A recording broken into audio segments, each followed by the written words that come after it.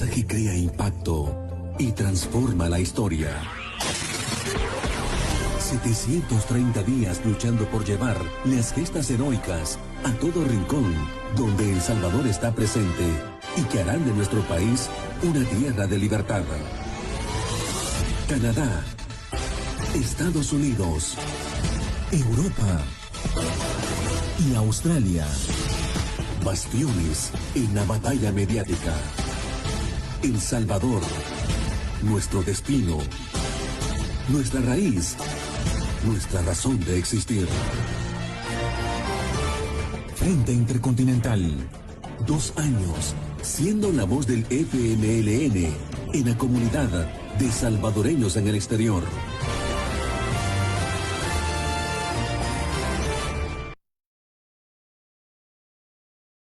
Adelante, Rodrigo. Bienvenidas y bienvenidos a este nuevo programa de la tribuna del FMLN en línea, organizado por el Frente Intercontinental del FMLN. Este 7 de marzo estaremos conversando con la compañera Karina Sosa, secretaria general adjunta de nuestro heroico partido FMLN y diputada del Parlamento Centroamericano también por nuestro partido. Estaremos conversando sobre temas de la actualidad en El Salvador. Mi nombre es Rodrigo, del Colectivo Digital del Oeste de Canadá, del Frente Intercontinental del FMLN. Me acompaña el compañero Francisco y le vamos a pedir que por favor se presente. Adelante, Francisco.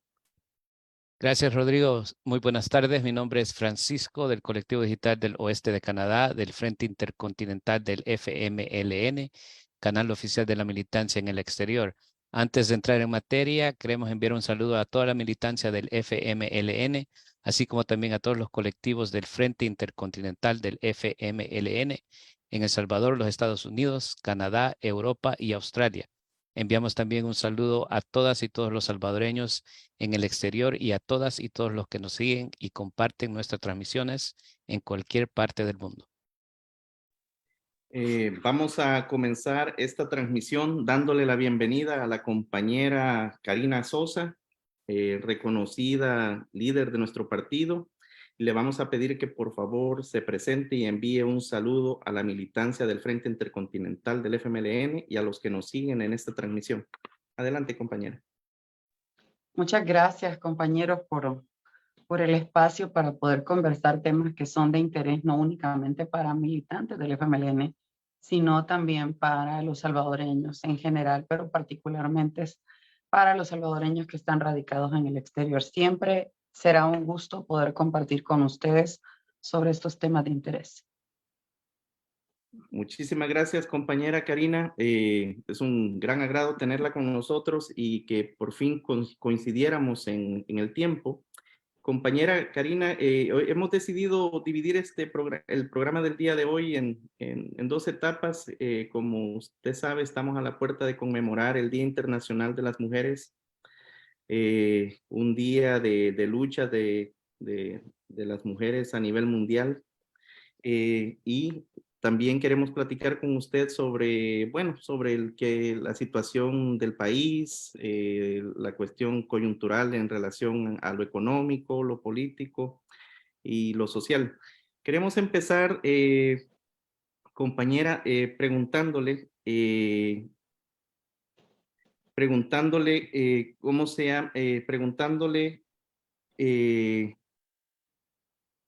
usted cuando fue diputada por el Parlamento, por la Asamblea Legislativa, fue, si no me equivoco, estuvo en la Comisión de Relaciones Internacionales y estaba muy de cerca de lo que se trabajaba en relación a nuestros compatriotas en el exterior. Queríamos preguntarle si usted conoce de algunas iniciativas que vayan dirigidas bajo el actual régimen a beneficiar a esta diáspora. Interesante pregunta porque efectivamente la oportunidad que me dieron los salvadoreños para ser diputada durante varios periodos en la Asamblea Legislativa me permitió conocer en detalle no solo la dinámica legislativa, sino las capacidades que tiene un diputado para poder proponer iniciativas de ley que beneficien a la población. y entendí y comprendí, perdón, de la importancia que tenía también el cargo para poder potenciar y visibilizar a todos y cada uno de ustedes que se han ido de nuestro país durante el tiempo por diferentes circunstancias y que no han dejado su corazón de salvadoreños, siguen siéndolo. Y trabajamos iniciativas importantes en ese momento. Sin embargo, ahora veo que no ha habido seguimiento de las mismas.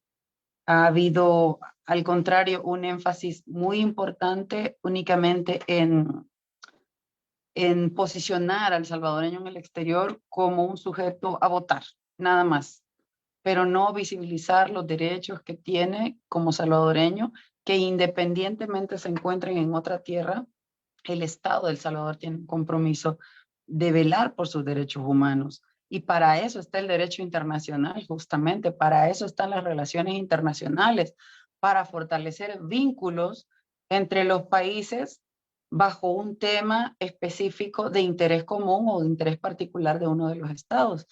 Ese marco, del derecho internacional le permite a los estados pues tener consulados, tener embajadas y poder estar pendiente de sus ciudadanos en otros países.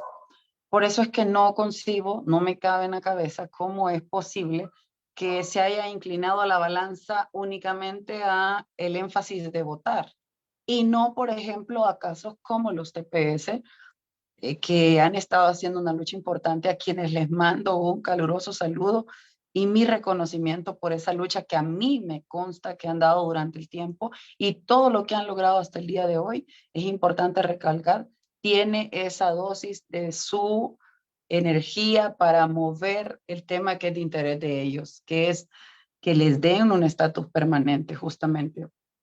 Esos temas no se ven, no se tocan, no existen para el gobierno de El Salvador actualmente. Y es muy doloroso porque no debe haber categorías de salvadoreños. Salvadoreños deberíamos de ser todos de igual forma ubicados con derechos y con responsabilidades, todos. Claro, en el caso del exterior se toma en consideración aspectos muy particulares del salvadoreño que está en el exterior, pero en el exterior tampoco pueden haber segmentos de salvadoreños. El que va a votar me interesa más que al que tengo que buscar o procurar garantizarle su derecho a través del instrumento internacional que sea, con el estado donde se encuentren. Eso no puede ser. Y entonces cuando usted me pregunta iniciativas a favor de ellos, inmediatamente lo que puedo mencionar es escasez de iniciativas a favor de los salvadoreños en el exterior.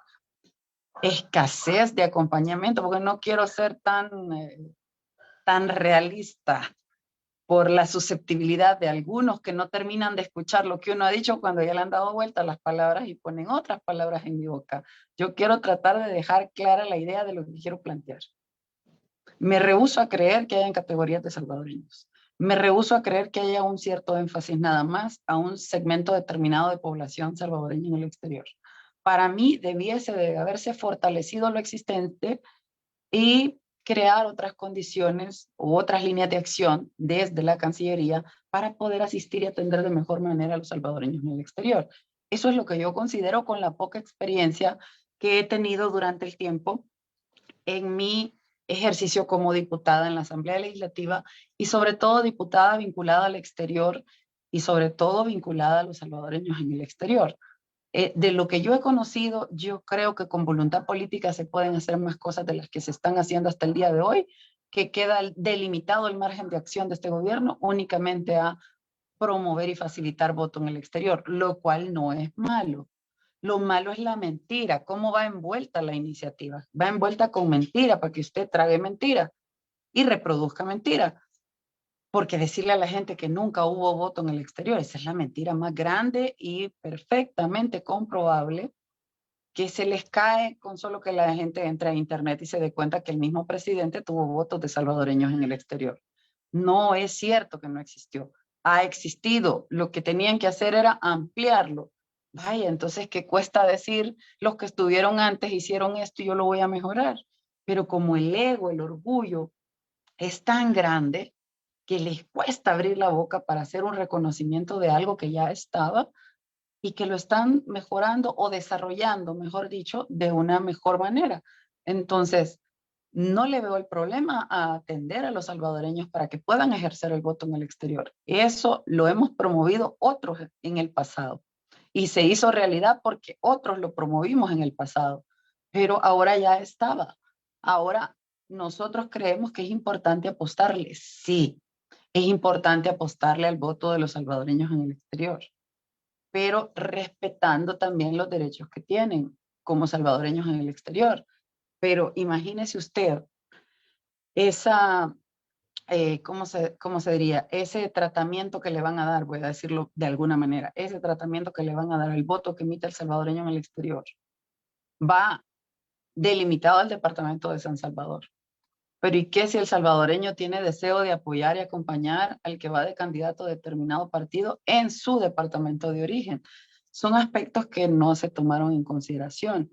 Y sobre todo hay algo que preocupa, que al final viene en detrimento de los salvadoreños, estén aquí o estén allá, como ustedes que me están escuchando. Y es el tema de la transparencia, de lo que no se quiere hablar. Yo quisiera que nos pudieran mostrar el sistema que se va a implementar porque entra en duda el tema de la transparencia. Por ejemplo, a la hora de hacer uso de link para poder votar vía internet por los requisitos escasos que pone y las vulneraciones que muestra. Ojalá, primero Dios, ojalá no vaya a ser esa una vía de fuga de la voluntad política real del pueblo salvadoreño. En pocas palabras, ojalá y no vaya a ser una vía para fraude electoral. Quisiéramos que lo dejaran muy en claro, pero además de ese derecho de votar, el cual acompañamos, hemos promovido antes que llegara este presidente el voto de los salvadoreños en el exterior. ¿Se quedó corto? Sí. ¿Había que ampliarlo? Por supuesto. Yo no discuto en absoluto eso, pero no le mientan a la gente y no se enfoquen únicamente en aquel que va a votar porque lo van a instrumentalizar en beneficio propio. Ubiquen también su mirada y su acción en aquellos que requieren del acompañamiento del Estado, como, vuelvo y repito, los salvadoreños radicados en Estados Unidos que tienen TPS y que merecen el acompañamiento del Estado y que le han estado pidiendo a las instancias del Estado representadas en Estados Unidos que los acompañen. Todos vimos, compañeros, todos Compañera vimos las Karina, huelgas que hacían en la embajada, ¿o no? Hay videos de las huelgas en la embajada pidiéndole a la embajadora que los acompañaran, que les recibieran cartas y no los acompañaron. ¿Por qué? Si en el pasado se hizo, esas cosas del pasado no las mencionan. Si en el pasado se hizo, ¿qué les costaba acompañarlos en el presente? compañera, a eso queríamos llegar y qué bueno que usted menciona a los compatriotas tepecianos. Creo que es importante recordarle a la población que el actual presidente llegó a la presidencia, ganó las elecciones, vendiéndole a la población la idea de que un gobierno del FMLN, según él, en conflicto con el gobierno de Estados Unidos, era dañino para, para asegurar una solución a estos compatriotas. Pero este gobierno ha venido a hacer todo lo contrario de lo que le vendió a la población. Yo tengo todavía capturas de pantalla de los tweets que pusieron en algún momento el presidente y algunos de sus funcionarios, seguidores, en donde aseguraban que ahora que él era presidente, las relaciones con Estados Unidos iban a mejorar y que todo iba a ser mejor para los salvadoreños radicados en ese país. Y realmente del dicho al hecho, pues hay un gran trecho y nos hemos dado cuenta que los que han pagado la factura de esa relación que él decidió tener con Estados Unidos son quienes, un pequeño segmento visible que puedo destacar, no digo pequeño en términos peyorativos, sino que en comparación con la cantidad de salvadoreños que están en ese país, pues ese segmento son los TPS. Pero fíjense que ellos no han necesitado del gobierno. ¿El gobierno estaba en la obligación de acompañar? Sí, porque es un acompañamiento ante un país que es ese país el que va a tomar la decisión, siempre lo he dicho.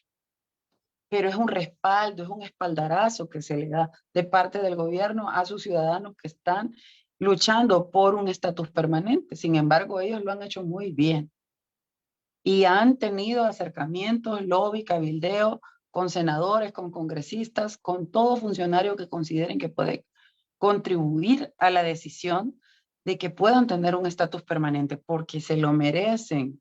Es que no es por un favor, es porque son salvadoreños que han estado viviendo en ese país durante varios años y allá han dejado su espalda trabajando con 2, 3 y quién sabe cuántos más empleos para sacar adelante a su familia allá y aquí en El Salvador.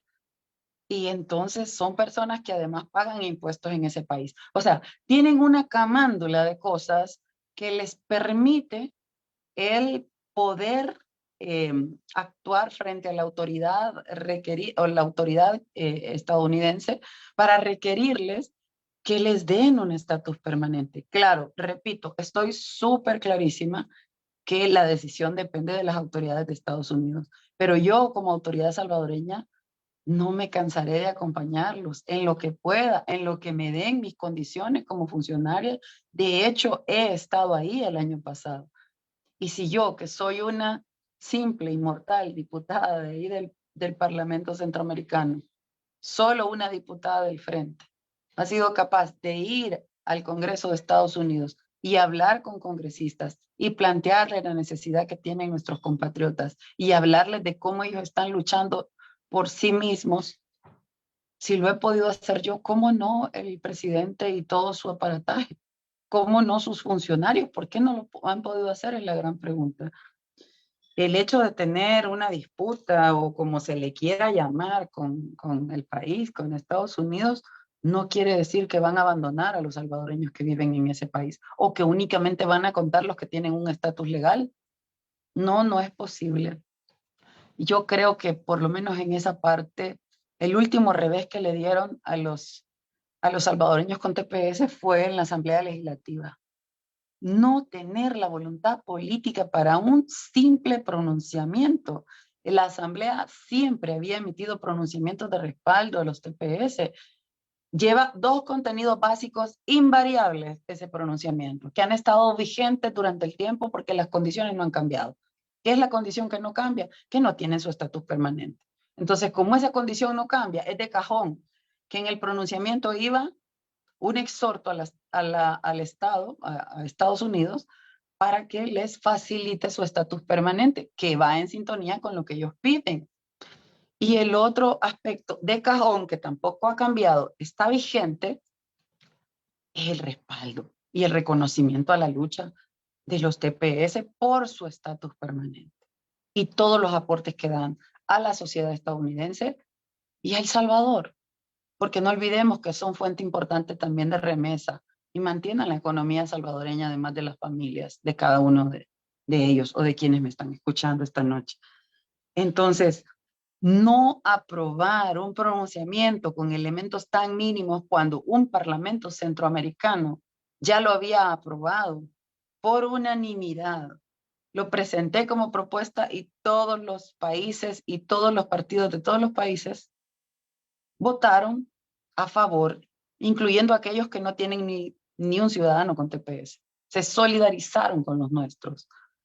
¿Y cómo es posible que la Asamblea Legislativa, primer órgano de Estado, encabezado mayoritariamente por el partido de gobierno, no pudo externar esos 2 elementos básicos que siempre había externado la Asamblea Legislativa? Yo intercambié con varios salvadoreños con TPS y su malestar es muy grande y yo les doy la razón. Completamente les doy la razón, porque eso iba dirigido a ellos, era un espaldarazo a ellos, y lo que pasó es que le dieron la espalda a ellos. Muchísimas gracias, compañera Karina. Antes de continuar con la programación, queremos mandar un saludo muy especial a las y los veteranos del conflicto armado en nuestro país, a nuestros héroes y heroínas caídas, a las víctimas de las fuerzas represivas del Estado y como hoy y siempre demandamos justicia y reparación. Adelante, Francisco. Gracias, Rodrigo. Vamos a leer unos comentarios de nuestros seguidores. Ramón Hernández, saludos a todos por este excelente programa. Dimas Canjura, saludos compañera y compañeros. Juanjo Ángel escribe, saludos compañera y compañeros. Hashtag Frente Intercontinental del FMLN. Jesús Castro, saludos camarada, bendiciones. Méndez escribe hashtag FMLN, felicitaciones a todos. Marco Andino, perdón, saludos desde Victoria, BC, compañeros. Mari Carmen Guevara, excelente invitada. Gracias, compañera. Viva el FMLN. Y Herbert Silva, saludos, mi gente desde El Salvador. Adelante, Rodrigo. Gracias, Francisco. Compañera Karina, la mentira, la difamación han sido elementos muy practicados por este gobierno. La persecución política, recientemente recibimos con mucho agrado las medidas sustitutivas del compañero Iresi, pero también la semana pasada tuvimos información que este gobierno monta una vez más su campaña de difamación, de persecución en contra de líderes del FMLN como lo son la compañera Lorena Peña y el compañero Medardo González. ¿Tiene algunas palabras sobre eso, compañera? Mi solidaridad con Lorena y con Medardo. Nuevas víctimas de este régimen, nuevas víctimas de la persecución. Mi solidaridad con ellos. Y no me cabe duda que lo que quieren es acabarse, según ellos, al FMLN, señalando a cada uno de nosotros. Porque la que usted tiene enfrente tampoco creo que esté exenta de que vaya a pasarle algo. Y el que incomode del FMLN, sea funcionario o no, está en esa lista. Y que me escuchen bien ellos y sus troles. Lo tenemos clarísimo. Pero aún así, sabemos que este es el momento que nos ha tocado vivir. No es tan grato, les voy a decir. No es tan grato recibir tanto ataque. No es grato que le manchen la imagen a alguien de esta forma, porque al señalar para acá, quieren distraer la mirada para allá, que es donde se están desviando los fondos y donde no tenemos información absoluta de cómo los está ejecutando cada cartera de Estado. No lo sabemos, pero lo ponen a usted distraído a ver para acá. Y le ponen saña y le ponen chile y sazón a la cosa para que usted no mire qué es lo que están dejando de hacer y para que no pregunte a dónde se están llevando su pisto. Y eso me parece a mí que es la forma más burda que tienen los torpes, que no pueden demostrar capacidad ni inteligencia, ni tampoco pueden demostrar empatía y les está tocando conducir. Eso es bien jodido. Eso es bien complicado porque una persona que no tiene capacidad de pensar ensucia. No se me ocurre nada. Me imagino que se han de desesperar cuando tienen una problemática social encima. No se me ocurre nada. Entonces, ¿qué voy a hacer? Le voy a hacer un chambre a los mismos. Le voy a hacer un chambre a los del FMLN. Les voy a levantar una denuncia. Voy a ver de dónde rasco para hacerlos ver como lo peor y entonces el pueblo va a ver para allá. No va a ver todo lo que yo me estoy robando. Ellos se están robando. Ellos, porque ya les gustó estar defragmentando y despedazando mis entrevistas. No quieren ver, no quieren que el pueblo vea para donde ellos porque están robando. Quieren que vean para donde nosotros. Y eso es algo que hay que prestarle atención, porque lo que denota, repito, es que les faltan ideas en su cabeza, les falta capacidad de reacción a los problemas sociales, les falta empatía, les falta compromiso para poder resolver de manera contundente aquellos problemas de los cuales se está quejando la población salvadoreña. Y que como le dan volumen más a la injuria, a la difamación, a la calumnia, al odio, le dan volumen a todo eso a través de todas las páginas que tienen en función de eso, entonces pretenden con eso bajarle volumen, por ejemplo, al alto costo de la vida. La canasta básica está disparadísima. No, la familia ya no come igual, las familias de escasos recursos, o sea, por más que quieran, no tienen posibilidades de poder comer igual de como comían antes. Y hay gente que dice, esto es mundial. Sí, pero ¿y no que estamos ante el presidente más cool? Pues El mejor de lo mejor, de lo mejor, de lo mejor, de todo lo mejor. ¿Y ti qué le pasa? ¿Qué le pasa? Tiene escasez en su cabeza también. ¿Qué es lo que le pasa? Que no puede desarrollar creatividad para atender esos problemas. Es que no es porque lo haga un país o lo haga otro, es porque él debe demostrar empatía, él debe demostrar sensibilidad y sobre todo preocupación, porque el que conduce el país es él, no nosotros. Si es que el que ahorita tiene para lucirse y tiene, oigan bien lo que les digo, como dicen por ahí, tiene la meta sin portero, la pelota enfrente y está solo.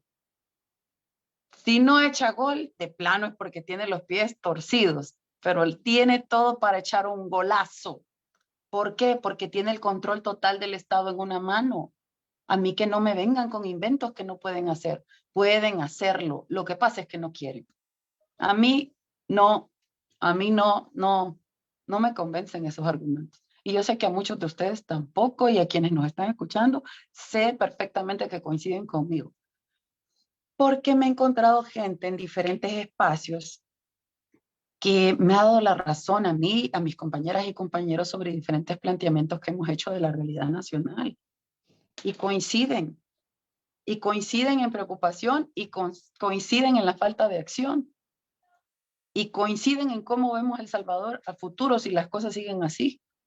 Entonces, en lugar de estarse perdiendo el tiempo y los recursos del Estado atacando a los adversarios, que para ellos somos enemigos, mire, si toda esa capacidad, toda esa maldad, no es capacidad, toda esa energía, mejor dicho, concentrada en hacer daño y en manchar al resto para callarnos según ellos, si toda esa energía negativa la agarramos en un bote, la concentramos y la ponemos en función de hacer algo positivo por el país, yo le garantizo que ya se les hubieran ocurrido cosas diferentes para cambiarle la vida a la gente. Yo se lo garantizo, pero como no lo pueden hacer porque no se les ocurre, mire, la primera que tienen complicada es que no se atreven a reconocer lo que se hizo y mejor lo deshacen. Y al final, ¿a quién afectan? Al pueblo, porque quien recibía algún beneficio, hoy no lo recibe. Y entonces, en lugar de mejorar planes y programas que hizo el FMLN, los eliminan o los anulan o les bajan recursos y presupuesto a tal punto de dejarlos casi inexistentes. Pero ¿y todo por qué? Porque no quieren en absoluto que exista una relación positiva en la mente de la gente hacia el FMLN. Y al contrario, quieren que lo que exista sea solo que piensen en positivo alrededor de ellos. Y yo pienso de que lo pueden hacer, pero sin necesidad de atropellar, invisibilizar, porque al final, repito, quien pasa la factura del odio generado por el presidente, de la calumnia, de la difamación, de la injuria, de las injusticias, la factura le cae al pueblo. Eso es lo más lamentable que puede haber, pero es lo más real que yo puedo mencionar. ¿Por qué? Porque a mí se me ocurre, no porque lo veo en los territorios. Yo siempre dije que él nunca tuvo la capacidad de ir a patear tierra, siempre vivió volando. Y entonces tener una percepción desde el aire no es lo mismo que tener una percepción aterrizada por el contacto directo con la gente. Porque usted llega y entra en contacto con la realidad de sus ciudadanos. No se la cuentan los medios, no se la cuenta su encargado de prensa, se la cuentan sus ojos y sus oídos porque va a entrar en contacto con la gente. Y esa es una gran diferencia que tenemos, porque los del frente, por donde él pasó, tenemos contacto con la realidad de forma directa. Un ejemplo, en el caso mío, feo ponerse uno, pero un ejemplo. El año antepasado, se dio un incremento de migrantes retornados a una de las fronteras de Guatemala donde se habían amotinado, donde los habían amotinado, mejor dicho, las autoridades mexicanas. Se los dejaban ahí en la puerta a los guatemaltecos y ahí iban todas las nacionalidades que se le ocurren. Pero salió la noticia y yo quise moverme para constatar eso y ver cómo podíamos acompañar a los salvadoreños, qué acciones podíamos implementar. Y no era diputada todavía en el ejercicio de mis funciones en el Parlamento Centroamericano y ya había dejado de ser diputada en la Asamblea Legislativa. Estaba en meses de ese intermedio entre salir de la Asamblea y llegar al Parlamento. pero a mí no me detuvo la gana de hacer. Yo quería ver qué hacía por los salvadoreños y sé que mi capacidad es limitada, pero tenía ganas de hacer algo por los salvadoreños. No se vale que teniendo un cargo me quede viendo pasar las cosas en una noticia nada más. Y sé que la noticia no saca completamente la realidad. Y decidí hacer uso de mis conocidos, de la gente con la que trabajé durante el tiempo que fui presidenta en la Comisión de Relaciones Exteriores, los contactos que tengo a nivel internacional, decidí hacer uso de ellos y fui a la frontera. Y en esa frontera me pude dar cuenta de lo que pasaba en los salvadoreños. Y vine a El Salvador. Di una conferencia porque los medios no sabían, por ejemplo, que los guatemaltecos estaban pasando hasta la frontera de Honduras a los salvadoreños. No los mandaban para acá, sino que los iban a tirar a Honduras. Pero aquí no se sabía esa noticia. Y yo fui y le traje la noticia a los medios para que se dieran cuenta de los abusos y atropellos que estaban viviendo nuestros compatriotas y sin ningún acompañamiento de ninguna autoridad salvadoreña. O sea, yo lo vi, yo lo conocí, yo fui al terreno, yo fui a la frontera, yo quise constatar y vine a poner una denuncia a la Procuraduría de Derechos Humanos, que no sé qué pasó con esa denuncia, porque le requería yo al procurador que los acompañara como procurador de derechos humanos y le pedía que se articulara con los procuradores de Guatemala y Honduras. Como usted puede ver, yo me hubiera podido quedar esperando llegar a ser la diputada nombrada en octubre de ese año, pero decidí ir a la frontera. ¿Por qué? Porque los del frente tenemos un compromiso con la gente. Tenemos ganas de trabajar por la gente, porque le hemos demostrado durante el tiempo a la gente que hemos estado ahí, que cometimos errores, sí, pero hemos estado ahí y tratamos de hacer cosas en función de cambiarle la vida. Y eso es algo que no lo pueden negar por más mentira que difundan en las redes sociales. Al final, la población va a empezar a medir lo que tenía y lo que ahora tiene, lo que le dimos y lo que dejó de tener. Y vuelvo y pongo el caso que siempre pongo en toda entrevista porque me parece que es como notar de mejor manera una cruel realidad que vivimos hoy en día. La pensión a los adultos mayores. Se les dejó de dar por muchos meses. El Frente la propició y se dio en 50 municipios del país. Eso es poco, por supuesto. Yo eso no lo discuto, ni antes lo discutía, ni ahora. Es correcto, era poco. Pero era como un plan piloto, y un plan piloto significa que usted con mayor visión, si viene detrás de un funcionario que actualmente está y usted que viene atrás trae mayor visión, usted lo va a desarrollar mucho que mejor. Y se les daban $50, se los dejaron de dar. Después se los dieron amontonados una y así como que te lo quiero dar y no te lo doy, pero los dejaron meses sin su pensión. $50 para un adulto mayor. Sé que es poco, sé que había que revisarlo. Desde el principio había que darle más, ¿se merecían más? Sí, estoy de acuerdo, pero no quitárselo. Entonces, esa gente que tenía eso y hoy no lo tiene, no es usted que está en Estados Unidos y me está oyendo seguramente, no es usted que está en Canadá o usted que está en, ¿qué? En Europa. No, no es usted, son los de aquí, son los adultos mayores que están aquí. A ellos hay que preguntarles cómo sienten, qué diferencia sienten del antes y el ahora, porque era algo que tenían en su manita y muchos de ellos no tenían incluso hijos, porque la realidad es que a veces se quedan solos también producto de la migración. Y hay hijos que son muy nobles como ustedes que me están escuchando, que se han ido, pero están pendientes de sus papás. Ustedes son otra cosa, pero existen otros que se olvidan de sus papás. Y esa pensión era humana. Yo por lo menos lo veo tan cruel de su parte, de parte del presidente. Tomar esa decisión es cruel. Para mí es cruel.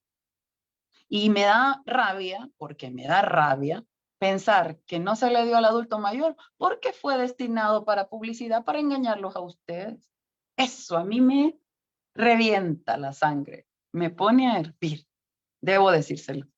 Y que exista gente que no se tome el tiempo, no voy a decir otra cosa, porque no quiero ser muy fuerte, pero que exista gente que no se tome el tiempito para reflexionar, sino solo para tragarse la píldora de mentira, esa es una cosa a la que debemos de encontrarle solución todas y todos juntos, porque no es posible que no se analice lo que se dice. Siempre digo y diré hasta que yo tenga oportunidad de estar ante cualquier medio de comunicación, seguiré sosteniéndolo.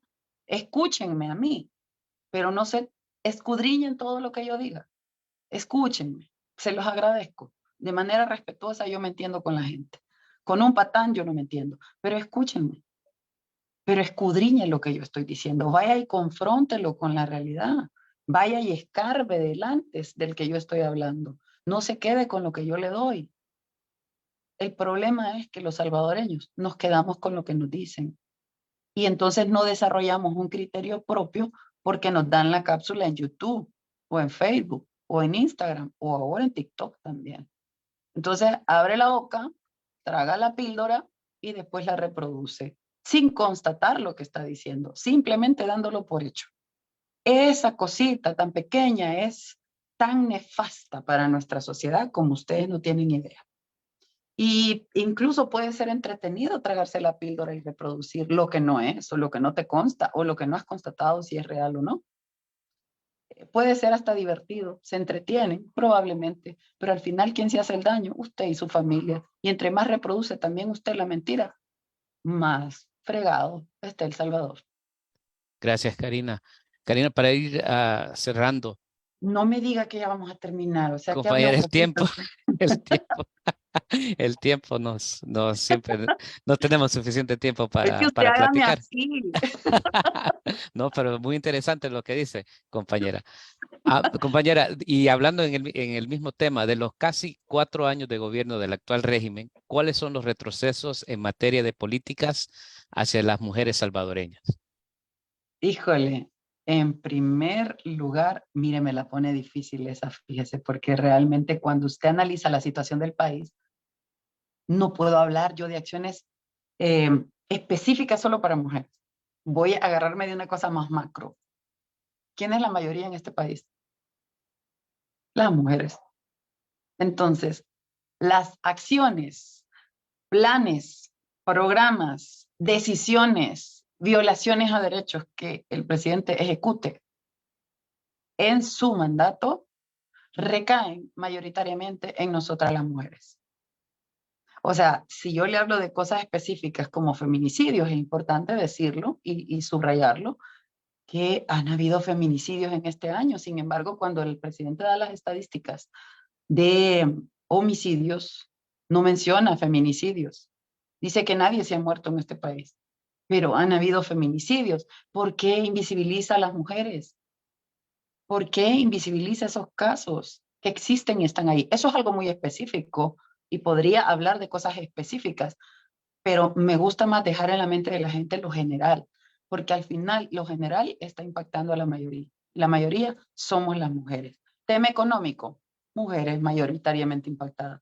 Falta de empleo o poco acceso o nulo acceso al empleo, las mujeres mayoritariamente afectadas.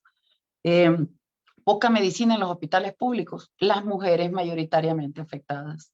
En el tema de actos arbitrarios, abusos de autoridad, detenciones arbitrarias, las mujeres mayoritariamente afectadas. ¿Por qué? Quienes quedan con la carga, si tenían un esposo, un compañero de vida, quienes están quedando con la carga y la responsabilidad del hogar, carga económica y de cuidado también de los hijos, son ahora más mujeres. Entonces, yo le menciono nada más algo muy particular como el feminicidio, pero le menciono algo muy general porque yo creo que debemos ser visibilizadas en el todo.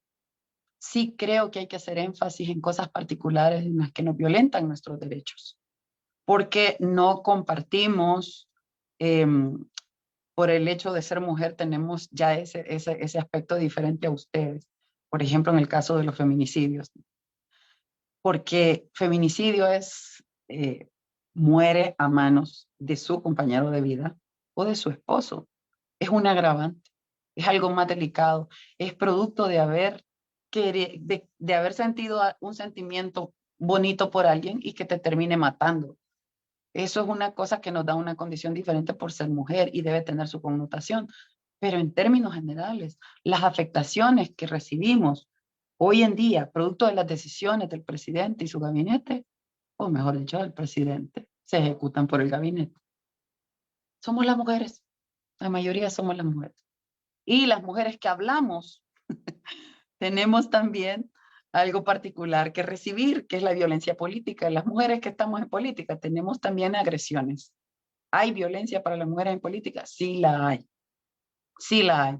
Y en estos tiempos en los cuales se incrementan todos los aspectos que hemos mencionado, todos los elementos, el odio, la difamación, la injuria, por supuesto que en ese contexto las más vulnerables somos las mujeres.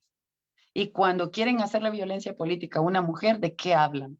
De su cuerpo, como fue el caso del youtuber Roberto Silva, quien salió hace un poquito más de un mes, salió para continuar un proceso en libertad.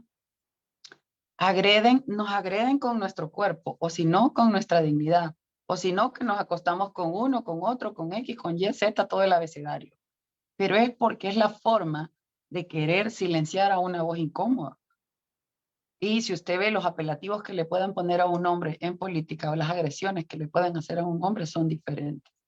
Si hablan del cuerpo de un hombre, yo creo que va a sentir orgulloso. Si hablan de que estuvo con más mujeres, es otra cosa. Pero a una mujer la dañan de esa forma.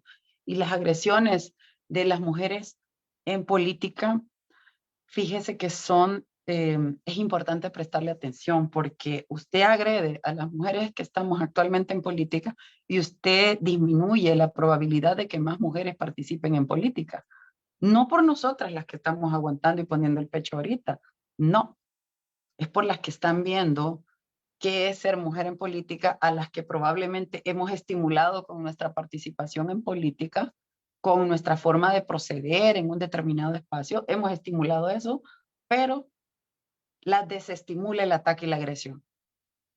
Y entonces, hoy en la mañana tenía otra entrevista que se centraba justamente en el tema de la violencia política que va a salir el día de mañana, y querían que hablaran de mi experiencia, y subrayaba justamente estos aspectos, de cómo incluso hay mujeres que actualmente son funcionarias del partido de gobierno que en lugar de cortarle alas a la violencia, promueven a veces la violencia que nos hacen algunas de nosotras solo por pensar diferente o por decir cosas que les suenan incómodas o que no pueden defender, simplemente. Reproducen, no cortan las alas, creen que nos hacen un daño a las que estamos en oposición, pero realmente se las hacen también ellas. Por lo mismo que le digo, al país le debería de interesar como un tema de país garantizarle derecho a las mayorías. Y dentro de eso estamos las mujeres como un segmento más vulnerable. Y las mujeres en política deberíamos de asumir con más responsabilidad nuestro papel, nuestro rol, para estimular, para potenciar mucha más participación de las mujeres en política, porque yo estoy convencida, y discúlpenme los hombres, o se tapan los oídos, pero yo creo que si le damos posibilidades a una mujer de estar en política, a una mujer de conducir un espacio determinado, yo le garantizo que estamos facilitando el espacio a más sensibilidad en temas de derechos humanos, a una buena administración. Las mujeres hemos demostrado que tenemos la capacidad de administrar de buena manera las cosas que se nos consideren o que se nos designen. Yo creo que al incorporar a más mujeres en política, estamos permitiendo darle un sentido más humano a la política en nuestro país. Creo en la participación de la mujer, pero creo en la participación efectiva de la mujer, porque tanto hombres y mujeres no acepto que lleguen a un espacio solo a tomar el espacio o adornarlo. Yo creo que tanto hombres como mujeres, si llegan a un espacio, debe ser para ejercerlo, debe ser para visibilizarse, debe de ser para visibilizarse, por supuesto, en función de un país o de determinados segmentos de la población más vulnerables, por ejemplo, pero no para ser un adorno, ni hombre ni mujer. Entonces, las mujeres que estamos en política tenemos como quizás más ojos encima. Y no debería de ser así, pero es parte de eso. A las mujeres nos piden que demostremos capacidad para asumir un cargo, pero a los hombres no tienen esa exigencia. Y eso yo entiendo que es parte de las cosas que debemos de trabajar en esta sociedad y que no dependen únicamente de la clase política, pero que sí son influenciadas mayoritariamente por la clase política. Es un trabajo muy grande que debemos de hacer para posicionarnos de mejor manera, pero tampoco acepto que debemos de hacerlo nosotras. Que yo voy a ir a convencer que tengo derechos y que me lo van a respetar, no es un trabajo solo de mujeres, es un trabajo de hombres y mujeres. Y aquí sí los voy a involucrar a ustedes. Compañera, Mayoritariamente de hombres, porque son los que están en más espacios de toma de decisión. compañera Karina, exactamente en esa línea que usted viene hablando de la participación de las mujeres, queríamos que nos reflejara un poquito. Recientemente nuestro partido acaba de recibir aprobación oficial de los nuevos estatutos y en estos estatutos también contempla una participación más equitativa de mujeres en cargos públicos y va en referencia de lo que usted venía diciendo. ¿Qué nos puede decir sobre eso, compañera Karina? Bueno, que yo estoy orgullosa de estar en el FMLN. Aunque me hagan chambres de que renuncié, aunque me hagan chambres de que dije X o Y cosa, como los que me han hecho recientemente y hasta le han pagado publicidad, se puede imaginar. Hasta dólares han dedicado para confundir a la gente sobre mi postura. Yo estoy orgullosa de estar en el FMLN. Yo estoy orgullosa de que haya sido en el FMLN que yo he participado en política y agradezco la oportunidad que la militancia me ha dado desde el principio para estar participando en estos espacios. Créanme que se los agradezco. He tratado de no defraudarlos con mi actuar, con mi trabajo, con ser propositiva. Y debo decir que eso nos debe generar más compromiso para el resto de compañeras y también compañeros que están queriendo participar en espacios. Pero mi partido ha tenido siempre garantizada la participación de las mujeres. Mi partido, del que estoy orgullosa, no ha tenido necesidad de que venga una ley electoral, que venga el código electoral y le mandate poner en su planilla a mujeres y a jóvenes. Mi partido le ha dado ejemplo al país y al mundo que sin esa obligación de ninguna ley nacional, en nuestros estatutos, desde hace muchos años, está contemplado un porcentaje importante de participación de mujeres y jóvenes. Y ese ejemplo que ha ejecutado el FMLN durante años es el que se ha retomado en la Asamblea Legislativa cuando se aprobó la modificación al Código Electoral para garantizar la participación de mujeres en las planillas de todos los partidos políticos. Yo estaba en ese entonces en la Asamblea y recuerdo cómo se pusieron los hombres de la mayoría de partidos políticos, porque nosotras queríamos 50 y 50 de participación de las mujeres en cada planilla. Eso queríamos las diputadas que estábamos en ese entonces. Sin embargo, la reacción de los hombres de algunos partidos políticos fue como gato cuando ve el agua, que no querían ese 50. Y fue una lucha de las mujeres que estábamos en ese momento como diputadas para, imagínense esto, convencer a los hombres de la participación de las mujeres. Convencer. Yo no tengo por qué convencer que tengo derechos.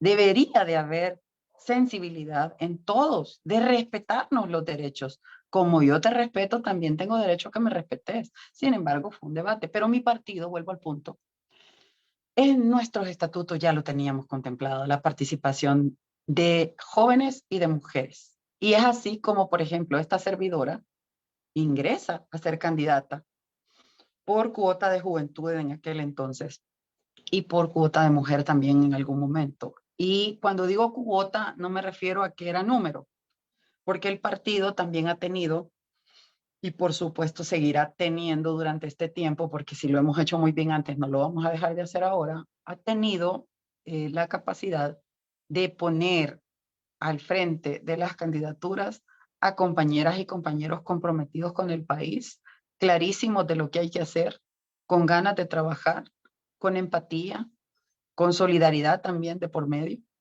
Y eso ha permitido que podamos poner como cuadros a compañeros que tienen un perfil importante o bueno para poder desempeñarse como candidatos para un cargo público.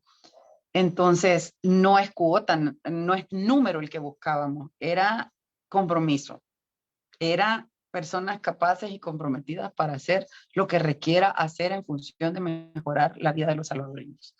En eso hemos sido muy, muy cuidadosos. Y por eso le digo, a mí me da orgullo porque El FMLN, vaya, en muchas cosas, pero voy a poner esa particular de la participación de nosotras las mujeres, ha sido ejemplo en el país. Y ahora nuestros estatutos, pues como le decía al principio, no van a desmerecer o a deshacer lo que hemos venido haciendo bien. Va en la lógica de lo que yo le planteo. O sea, si usted está haciendo algo bien, usted está comprometido a hacerlo mejor. ¿Y por qué deshacer algo que ha estado funcionando tan bien? Entonces, hemos revisado los estatutos con la militancia, hemos cambiado cosas que había que cambiar y que era necesario ponerlas a tono con el actual contexto del país, porque es que el FMLN ha sido y quiere seguir siendo un instrumento de lucha para transformar vidas, un instrumento de lucha de transformación. Para que ese instrumento funcione a plenitud o de la mejor manera, pues debe de tener un acorde su funcionamiento con la realidad del país y con la actualidad. Y esta discusión, aprobación y ya publicación de nuestros estatutos ha llevado implícito fundamentalmente eso que yo le menciono. Ser mejor para dar más. Así se lo resumo. Instrumento para ser mejores y dar más. Eso significó el proceso y el contenido que ha quedado en nuestros estatutos. Muchas gracias, compañera. Nos despedimos, no sin antes invitar a toda la militancia en el exterior a unirse a este esfuerzo y hacer un llamado a la unidad, exigiendo la libertad para las y los presos políticos en El Salvador. Agradecemos también la solidaridad internacional por el apoyo que nos han dado y nos seguirán dando en nuestras luchas por nuestra liberación, por la paz y la democracia en El Salvador. Compañera, ¿tiene algunas últimas palabras para despedirse de nuestros seguidores? Compañera.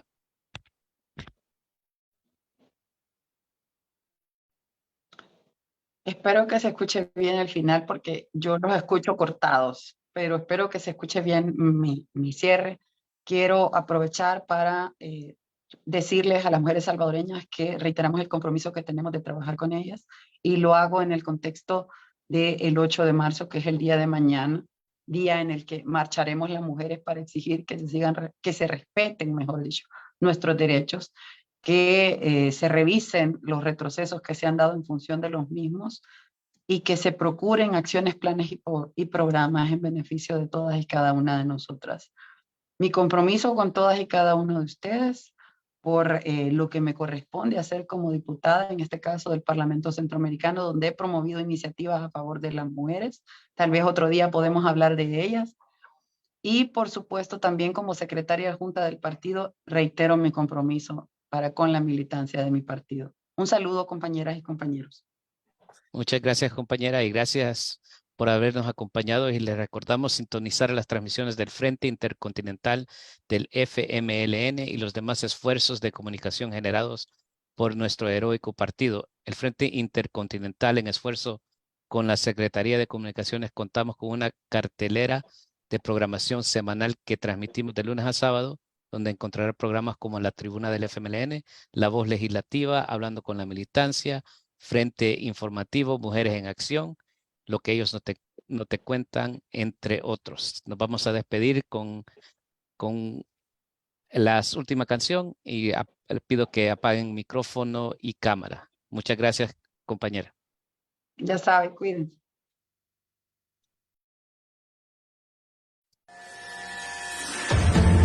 Porque el mensaje crea impacto y transforma la historia. 730 días luchando por llevar las gestas heroicas a todo rincón donde El Salvador está presente y que harán de nuestro país una tierra de libertad. Canadá, Estados Unidos, Europa y Australia. Bastiones en la batalla mediática. El Salvador, nuestro destino, nuestra raíz, nuestra razón de existir. Frente Intercontinental, 2 años siendo la voz del FMLN en la comunidad de salvadoreños en el exterior.